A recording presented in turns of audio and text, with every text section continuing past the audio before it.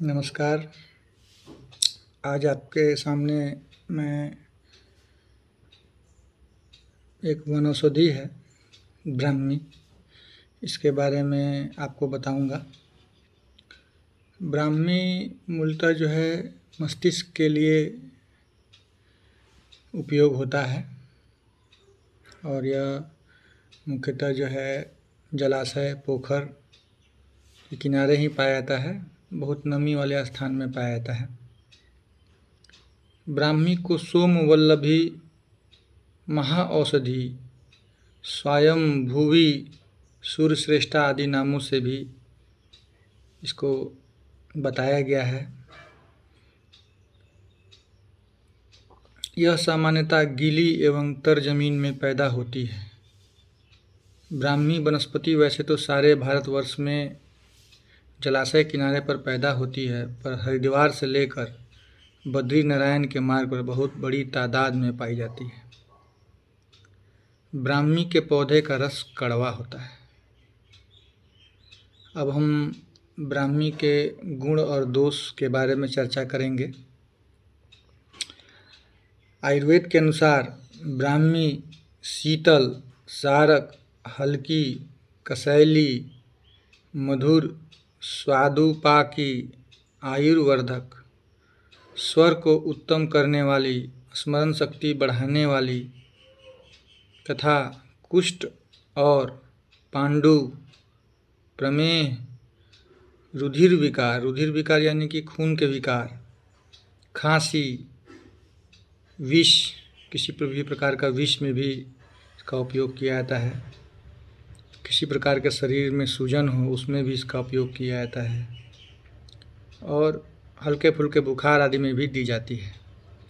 इसके अतिरिक्त यह कंठ शोधक, कंठ यानी कि गले में किसी प्रकार का समस्या हो उसमें भी इसका प्रयोग किया जाता है। यह हृदय के लिए भी अच्छा माना जाता है।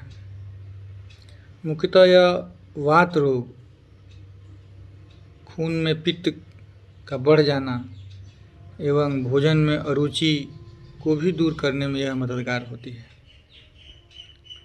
अब ब्राह्मी का मस्तिष्क के रोगों में किस प्रकार प्रयोग किया जाता है या इसका क्या लाभ होता है उसके बारे में हम आपको बताने वाले हैं। ब्राह्मी की मुख्य क्रिया मस्तिष्क और मज्जा तंतुओं के ऊपर होती है। यह मस्तिष्क को शक्ति देती है और उसके लिए एक पौष्टिक वस्तु का काम करती है। इसके गुण के कारण ब्राह्मी मस्तिष्क और मज्जा तंतु के रोगों में विशेष रूप से दी जाती है। उन्माद और अपस्मार के रोगों में भी यही बात होती है, इसलिए इनमें भी ब्राह्मी का प्रयोग होता है। सिर्फ नवीन एवं जोरदार रोगों में ब्राह्मी नहीं देनी चाहिए, जैसे कि ज़्यादा पागलपन हो गया उसमें नहीं दी जाती है, क्योंकि इसके अंदर कुछ उत्तेजक करने का धर्म रहता है और तीव्र रोगों में उत्तेजक औषधि देने से रोग बढ़ जाता है।